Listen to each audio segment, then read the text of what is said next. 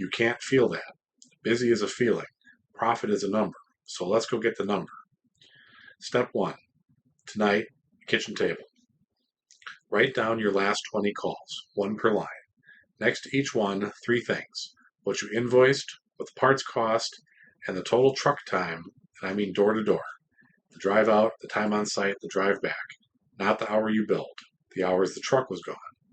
No software, no bookkeeper. It's in your invoices and your dispatch history. If it's a fuzzy number, round it.